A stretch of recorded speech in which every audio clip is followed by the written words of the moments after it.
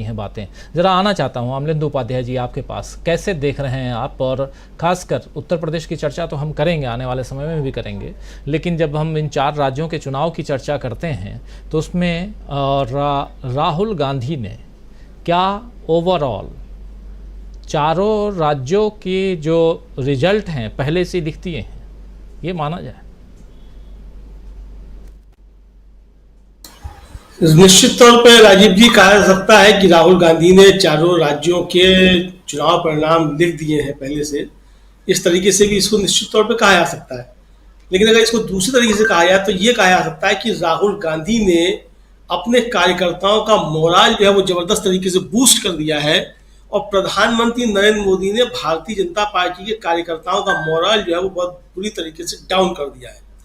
आप देखिए जो रणनीति के स्तर पर जो चीजें दिख रही हैं, राहुल गांधी लगातार जो है वो किस तरीके से जीतेंगे, क्या मुद्दे होंगे, इनकी सब बातें कर रहे हैं।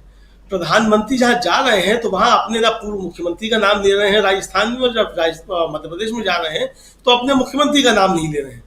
छत्तीसगढ़ में भी जाकर के वो रमन सिंह का नाम नहीं ले रहे हैं। तो यानी कि भारतीय जनता पार्टी जो पहले जानी जाती थी कि साहब वो अपना फेस सामने रख करके लड़ाई लड़ती है, अब वहां कहा जा रहा है कि फेस तो जो है वो कमल है या प्रधानमंत्री है। तो जब आपका फेस ही वहां नहीं हो, आप फेस के दम पे ही वहां चुनाव लड़ते रहे हैं, यानी 18 साल तक आपकी सरकार रही जिस मध्य प्रदेश में, जो आपका वहां फेस था, अगर आप उसको जो है चुनाव से पहले फेस मानने से इनकार कर दें, और वो फेस जो है बार बार अपना मुखौटा लेकर के घूमता रहे कि भाई 18 साल तक यही था और आगे ये होना चाहिए कि नहीं होना चाहिए, जनता से अगर पूछने लगे तो जाहिर सी बात है कि ये जो है वो भारतीय जनता पार्टी की रणनीति में कहीं ना कहीं कोई कमी है, और या कह सकते हैं कि भारतीय जनता पार्टी की जो रणनीति है वो अपने पैरों में कुल्हाड़ी मारने जैसी चीज दिख रही है। मुझे ऐसा लगता है कि ये चीजें जो कुछ हो रही है, प्रधानमंत्री नरेंद्र मोदी बहुत गड़बड़ तरीके से अपनी चीजों को डील कर रहे हैं। उधर राहुल गांधी लगातार जिन मुद्दों की बात कर रहे हैं उन मुद्दों पे वो कायम है, उन मुद्दों को वो चुनाव में जनता के बीच ले जाना चाहते हैं, उन पे बात कर रहे हैं। और दूसरी बात ये है कि जो राहुल गांधी के मुद्दे हैं वो आम जनता के जीवन से जुड़े मुद्दे हैं, जिससे आम जनता के जीवन में खुशहाली आ सकती है। और जो प्रधानमंत्री नरेंद्र मोदी की भारतीय जनता पार्टी की जो नीतियां रही हैं उनकी वजह से आम जनता के जो जीवन में जो दुश्वारियां बढ़ी हैं उनका भी एक तरीके से उत्तर है। और भारतीय जनता पार्टी की सरकारें जो है वो राहुल गांधी के उठाए हुए कदमों पे बार बार जो है वो बैकफुट पे आने को मजबूर हुई है, और राहुल गांधी जो चीजें उठाते हैं उस पर जो है वो एक्शन लेने के लिए मजबूर होती हुई दिखाई पड़ती है केंद्र सरकार। कुलियों का मसला था उस पर भी आपने देखा, और ट्रक ड्राइवर्स का जो मसला था उस पर भी आपने देखा कि किस तरीके से केंद्र सरकार जो है वो बैकफुट पे आती हुई नजर आई, और राहुल गांधी ने जो मिलकर के जो समस्याएं समझी ट्रक ड्राइवर्स की, तो गडकरी जी का बयान आ गया कि 2025 से एसी केबिन होंगे, कुलियों की जो है वो मजदूरी बढ़ाने का आ गया। तो इस तरीके से राहुल गांधी जिन मुद्दों को उठा रहे हैं तो वो मुद्दे बहुत ज्यादा प्रभावशाली है। दूसरा, जातिगत जनगणना का मुद्दा जो है, इसको लेकर के राहुल गांधी जिस तरीके से दृढ़ हैं और राज्यों में भी जाकर के वो बातें कर रहे हैं, वहां के स्थानीय मुद्दों की तो बातें कर ही रहे हैं। जो मध्य प्रदेश में सरकार के भ्रष्टाचार की बातें की जा रही हैं, राजस्थान में जा रहे हैं तो राजस्थान में अखिलेश गहलोत की सरकार ने, अशोक गहलोत की सरकार ने क्या क्या काम किए हैं, किस तरीके से वहाँ जो है वो गैस सस्ती की गई है, हेल्थ में जो काम किया गया है, ये सारी बातें बता रहे हैं। तो राहुल गांधी लगातार मुद्दों की बातें कर रहे हैं और मुद्दों पे जनता का ध्यान खींच भी रहे हैं। मुझे लगता है कि ये बड़ा अंतर जो है भारतीय जनता पार्टी की और राहुल गांधी की जो राजनीति है उसमें साफ तौर पर देखा जा सकता है। भारतीय जनता पार्टी या प्रधानमंत्री जिन मुद्दों को उठा रहे हैं वो समाज को विभाजित करने वाले मुद्दे हैं, उनका जनता के असली मुद्दों से दूर दूर तक कहीं भी कोई लेना देना नहीं है। राहुल गांधी जिन मुद्दों की बातें कर रहे हैं वो समाज को जोड़ने वाली हैं, और जनता के जो जीवन से जुड़े हुए मुद्दे हैं उनसे जुड़े हुए मसले राहुल गांधी उठा रहे हैं, और किस तरीके से उनकी सरकार जहां है वो काम कर रही है उन मुद्दों पे, और किस तरीके से उनकी सरकार बनेगी तो किन मुद्दों पे आगे काम करेगी, वो साफ साफ एक लाइन ऑफ एक्शन जो है वो जनता के सामने रख रहे हैं कि हमारी सरकार बनेगी तो हमें इन मुद्दों पे काम करना है। प्रधानमंत्री के अब तक किसी भी भाषण में जिन चुनावी राज्यों में गए हैं ये कहीं कोई स्पष्ट रूप से दिखाई नहीं पड़ा कि अगर भारतीय जनता पार्टी की सरकार बनती है तो भारतीय जनता पार्टी की सरकार जनता के लिए करेगी क्या। जब आपके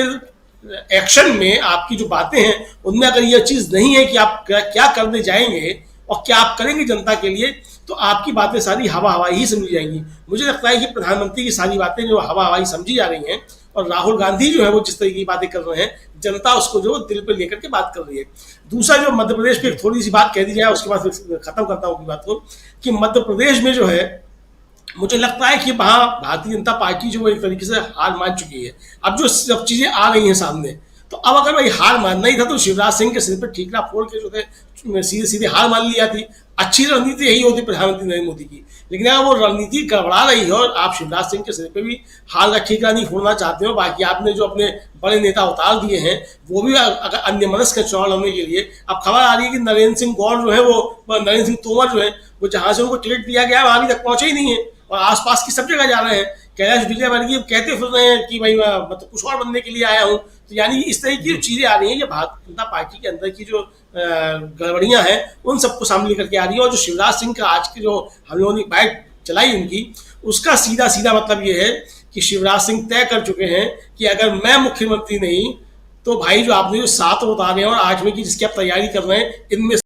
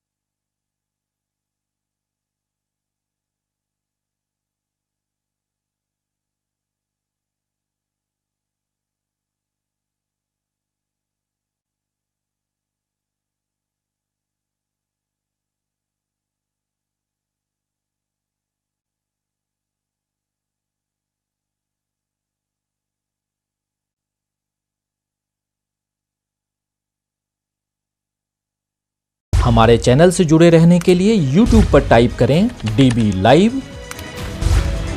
सब्सक्राइब बटन को क्लिक करें और बेल आइकन को दबाना न भूलें ताकि खबरें आप तक पहुंचती रहें। देखते रहिए DB लाइव, क्योंकि यहाँ हैं खबरें लगातार।